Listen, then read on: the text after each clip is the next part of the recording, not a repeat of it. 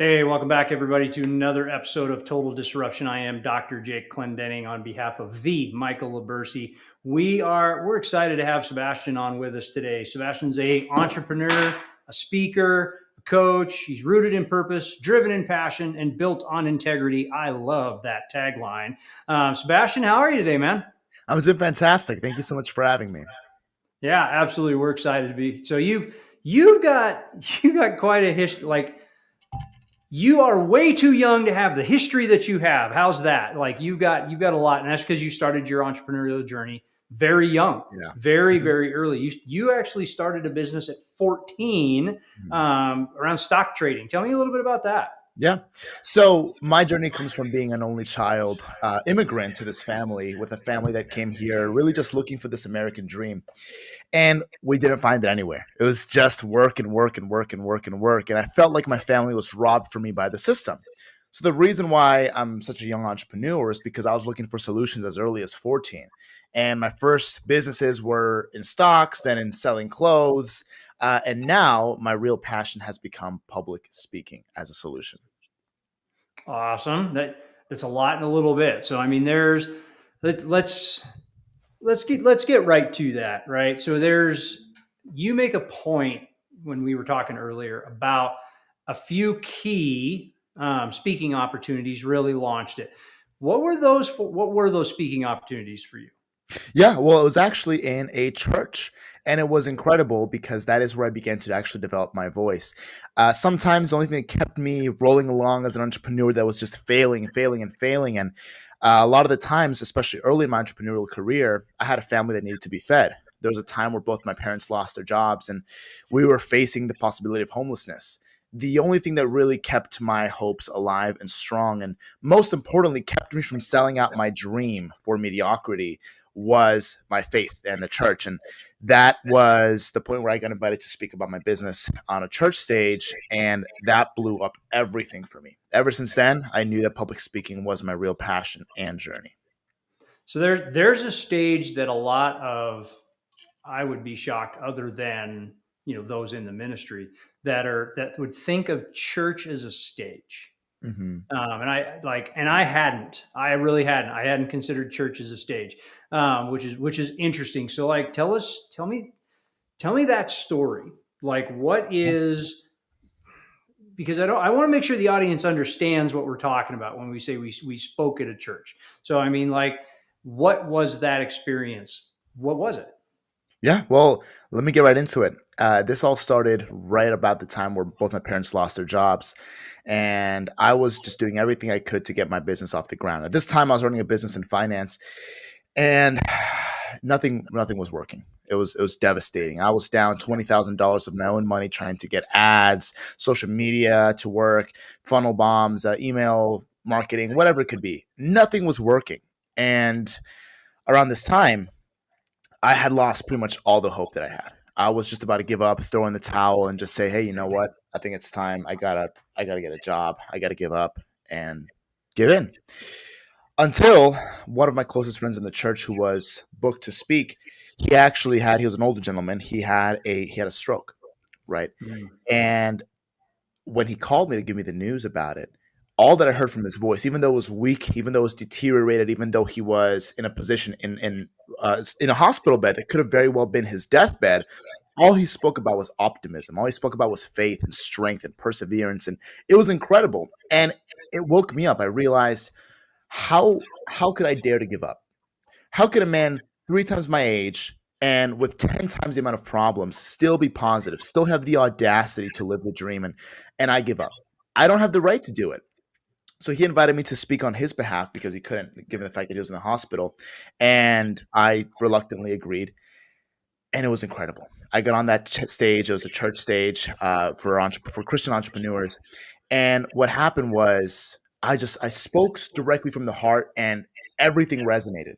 My feelings for the first time in my life really were received, amplified, and returned back to me. Everyone in that stage, everyone in that audience, it felt like they were becoming me, going through the same struggles as me. And as soon as I stepped off that stage, my phone was blowing up with notifications. Every single person had either booked a call or signed up directly to my business. And because of that one stage, my family was saved. And I discovered that public speaking is the best venue, the best opportunity, the best avenue for any and all entrepreneurs. So was that one pre? I'm only asking for clarity purposes, and just Mhm. so the audience knows, was that pre-COVID, during COVID, after After COVID? When COVID. did that experience happen? Yeah, it was after COVID. It was Okay. So we're back in person, like we're done with yeah. COVID. And that, so a lot of what happened for a lot of folks is they found their voice the day before COVID. And then like COVID happened in 2, 3 years and their world shifted and things happened and they didn't come back to it. They Mhm. just didn't come back to it. And you were, the timing was, it was, I'll say it, it's God's timing, right? Of when Yeah. it's supposed to be. You got the phone call. The gentleman said, I can't be there. You need to. I love the fact how you described it. He has the audacity to be Mhm. living the dream. What makes me think I should be giving up? And that is so powerful in that space because you're gonna struggle. Everybody's gonna Yeah. struggle in some capacity, building something new, getting started, and that's okay. It's not about cutting your teeth. It's not about earning your stripes. It is you've got to find your voice and you've got to find the right stage. So you found a Christian stage for Christian business owners that brought that to you. Is that primarily where you're speaking now? Is on Christian stages, or are you just speaking on them all now? It was because at one stage that everything skyrocketed for me. It started off with just some more Christian stages, but after that, it was stages of everything. I've spoken corporate, I've spoken on TV, I've even spoken at the United Nations. So I've been around quite a bit at this point. And it all started because, again, I go back to that word so much. I'm writing about it, as a matter of fact, making a book about this. Audacity. Audacity. That's what it takes. It takes the courage to pursue a dream, an irrational dream at that, an impossible dream. Only through your faith, only through that audacity to dare to declare it to the universe, can you make it a reality. There's no one that can get in your way once you've done that. Yeah, amen to that. And there's, I have the conversation all the time when you say declare it to the universe, Mm-hmm. and that's a tough one for the Christian community to get around. Some of them don't understand what we mean by that. They think that it's, and I'm not giving or taking anything away. I think it's just a clarity piece and it's just a Mm-hmm. definition piece. They don't understand what we say, but when we're saying, hey, we're telling it to the universe, and it's a conversation with God. It's Yeah, not that we believe that it is the universe or God. That's not what the belief is. I don't know. It's the But same thing, really. it's the same thing. We're talking about it. We still have the conversation with God. We're still praying. We're Christian men. We go to church. We do the things, and you have to manifest it. So you have to put it out there. You cannot hold it. You can't write it down on a whiteboard somewhere. I'm going to be the greatest speaker that ever was of speakers, and then tell nobody about it or do anything about it. Right. It's about executing on the plan with which to do so. So now we've got this one stage and our business blows up, and there's something that traditionally happens, and I'm going to ask and see where you went. So now you've got a ton of business, all kinds of business coming into your business. Did you back off of speaking at that point as a lead gen source, or did you double down? Double down all the way. I triple down, quadruple down. When you find what works, especially when you finally break into you break away from really the least fun part about entrepreneurship, and it's just it's having to be so sales focused, so almost like you feel greedy at some point chasing the sale, right? Here's the difference that I discovered, especially when I spoke, and the reason why I went all into speaking. There are two types of entrepreneurs: those who chase the dollar profit and those who chase purpose. The difference is one is looking to take, one is looking to give. And those who are looking to provide for people, have a business that is looking to change something in the world, are always going to come out on top. Because when you are speaking about that, you're speaking on purpose, you're speaking on passion. People, by nature, align with that. It moves people. As a matter of fact, today it's the only way to move people. People don't care about your ads anymore, they care about your mission. That's what they want to resonate with. And speaking has always been and will always be the most crucial talent for anyone to have in any field because of that. When I started speaking, I realized that I could actually become a crusader to my passions. And it felt not like I was selling, but like I was almost uh, being the general to an army of a movement that was happening. I was no longer a business owner. I no longer had a book. It wasn't about the product or the clients. It was about a movement that was happening in the world around my voice. And that's what I want to empower everybody to do. That's beautiful, man. It's really, really well said. So there's a couple components to it. I'm Mhm. an international speaker as well, so I get this and I know what my struggles are of where they are, and I'm in a different space than some other people are, and that's totally fine. There's a time, there's a space. So like before you got the phone call of this gentleman, you literally got called up. However you Mhm. want to call it, whether it's divine intervention, it was happened, I would say so. doesn't matter, right? You got called up at that particular moment. Um, and there was a belief. And this is something I really want to lay on everybody. There was a belief in the message that you had. So many people struggle with I don't know what I would talk about. I don't know Mhm. what my message is. And you talk about the alignment with the vision. What if give the audience something? How do they know? How do they know what their mission is? What they're going to speak on? Confidence will come as long as they know what the thing is. There are three components to a good speaker. You have to first and foremost believe your message. Then you have to believe that your audience needs that message. And then you have to believe that you're the only one that can provide it. That's where confidence comes from. But first, let's talk about what you asked about. How do you even find what that message is? Once upon a time, I was speaking for a entire class of high schoolers. And what I realized very quickly was what I knew that I had, my fever of dreaming for a better life, that wasn't a common thing.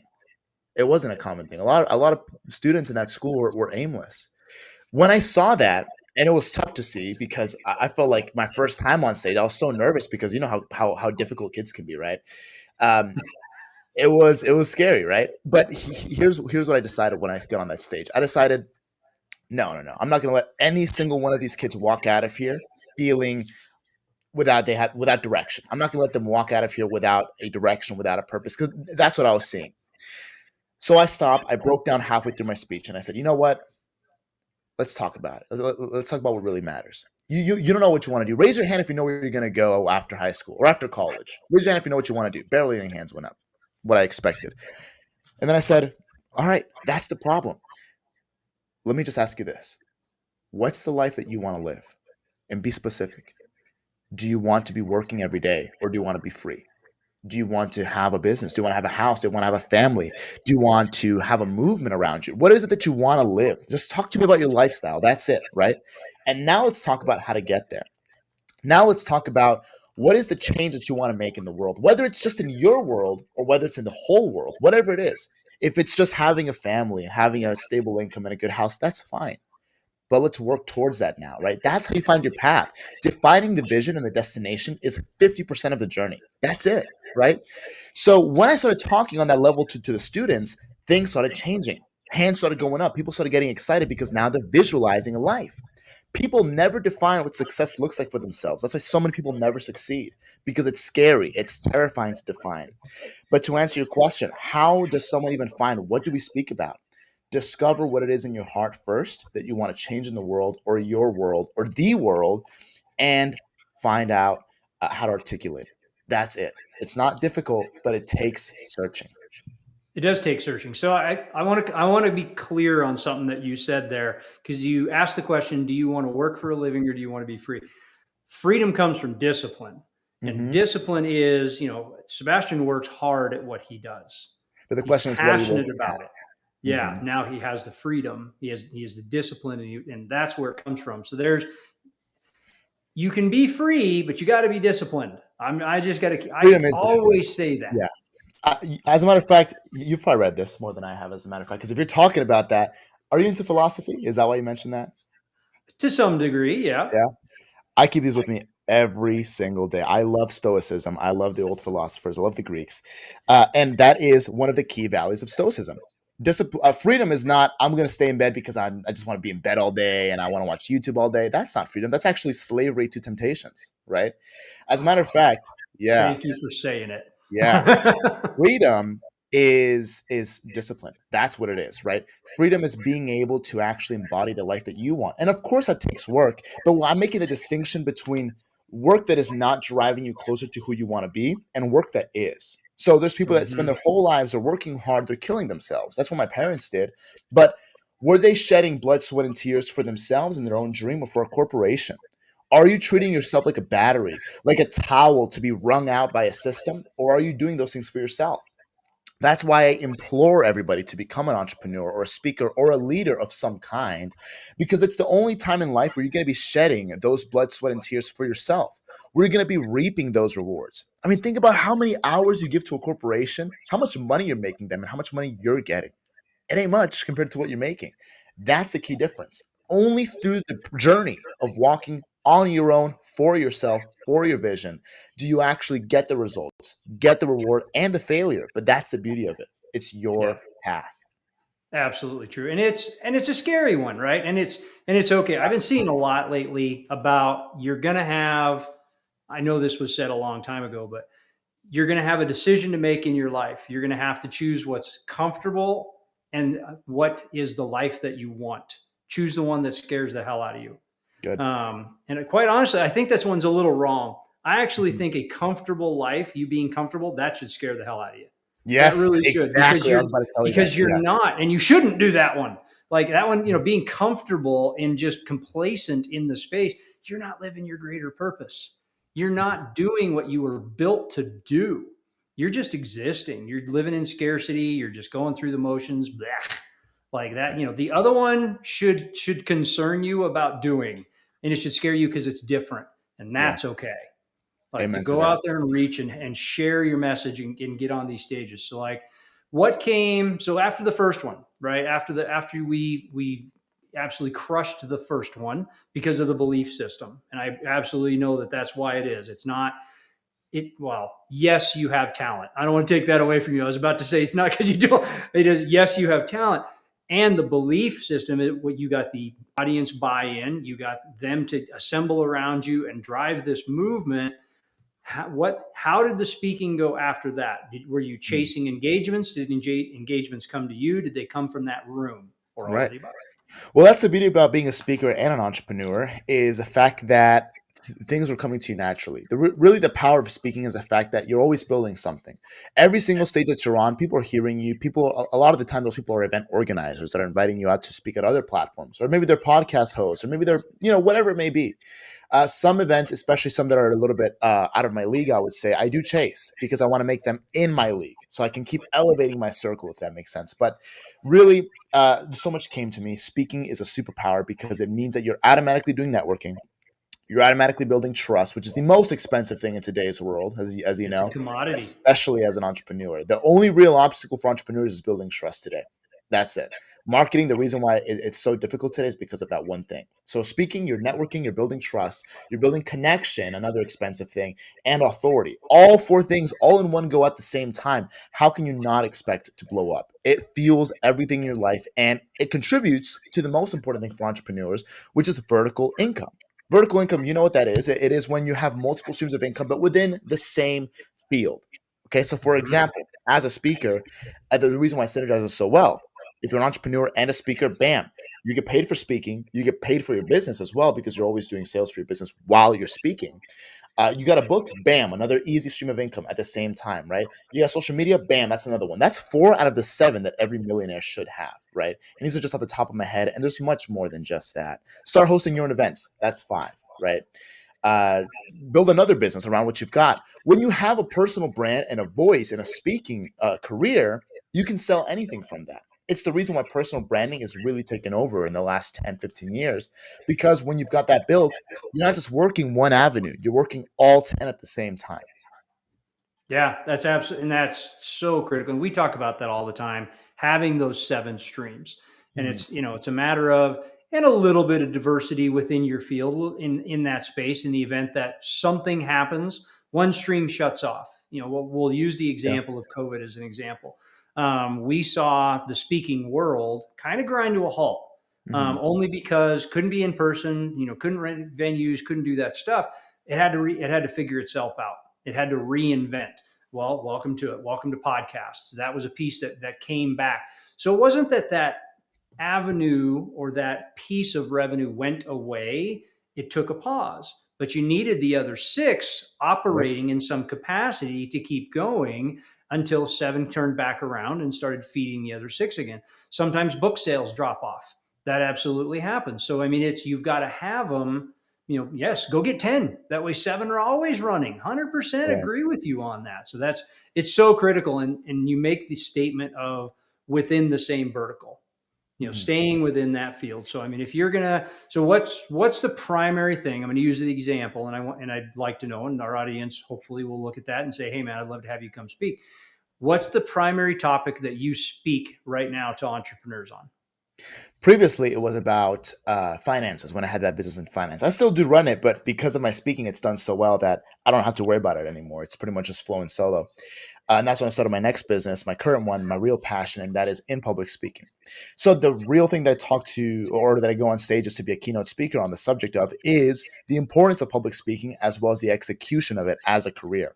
So how to actually get on stages, right? How to actually improve your speaking, why it's so important, what it matters, and what it can do in your life. So, funnily enough, I'm a speaker about speaking in today's world. But I love it. Nothing flows to me so naturally. I've been able to write and write and write about this nonstop. And I have so many people that I coach directly. And I love seeing them, even just with my impact in their lives, their speaking improve so quickly and so drastically. I've put some people out on really large stages as a result. And nothing makes me happier than see voices that were previously silenced, brilliance that was going to die in the dark, be given a stage. Yeah, there's another quote that I've heard recently in the last few years. The richest place on earth is the cemetery because it's Mm, where so many great messages and so many great ideas died. There's amen. so much quality in that. So the point that you're like, a message that was previously silent that would have gone and died in the dark, it's a big deal. I mean, and you see it when you're in those events, whether you're a speaker, whether you're in the audience, you know who those people are that Yeah. all of a sudden just like showed up, and it's cool. It is really a really great moment. So what do you let's just go sales pitch on this one. Why not? There's no soft way to say it in this particular one. Like, what's your movement right now? If the audience was going to reach out to you and connect, what's the biggest thing you're going to do for them right now? Well, one thing that I do offer that many agencies would never do, but I love to do it because this is a passion project for me. I'm an entrepreneur that chases purpose, and it's the reason why you're able to actually resonate with people. I offer free coaching to start off, right? I want people to see how their lives change first. I want you to be able to see, like, wow, I mean, I never thought about speaking in this way, but everything subsequently changes when you improve your speaking. You're received better. You appear more intelligent. You open up doors that were previously unopened. You're able to even secure job opportunities above your pay grade, above your league, above your qualifications because you're able to communicate so well. Whether it's listed or not, it's the most crucial talent that there is. So my movement is to not first and foremost empower voices. I offer that free coaching class, and then as a part of my agency, I position those voices in the right stages. The book I'm writing right now, to your point about the graveyard, about how it's the most important and valuable place in the world, because so many stories die in the dark, so much brilliance dies in the dark. The book that I'm currently writing is called "You Are a Genius, but You Sound Like an Idiot: A Guide to Public Nice. Speaking." It sounds like an insult, but the truth is, the whole point is you have the brilliance to you. It's just locked behind a voice that has been because all of our voices are traumatized from our youth. We are not naturally speakers. 74% of people are more afraid of public speaking than dying. That's a real statistic that you can look It up. is a real statistic. Yes. Yes, it is. That's a tragedy to me. So that's why I do the free coaching as well as sending people out to the world stage to be able to be heard for the first time in their lives, really heard. Awesome. How do they get in touch with you, Sebastian? Well, there's two big ways. First and foremost, the website's the easiest. It's speakup.express. Instead of .com, it's .express, so that is speakup.express. Or if you don't mind, something I like to do personally because I love to hear people's stories. I love to chat with them. I like to share my phone number sometimes. Very uncommon on an online stage, but if you don't mind, Yep, I do not mind. It's your if you're ready for the phone calls, man, to go fight, win. Yeah, absolutely. I mean, I just love hearing about all these people and what their story is. My phone number is 407-952-4871. And I'm available anytime through text and even through call sometimes as well. And I'm so excited to hear about people, hear about what they've got going on and where they want to be. I love to hear dreams and see where I can play a role into them. Awesome. Sebastian, speakup.express. Thank you so much today. Really appreciate I appreciate your faith as always. Thank you so much. That is so gallant and just so needed. And you can tell with the belief and the enthusiasm. Just love everything about it. Thanks for being a guest of the show. I am Dr. Jake Clendenning on behalf of Michael Libersi. It is your turn to disrupt.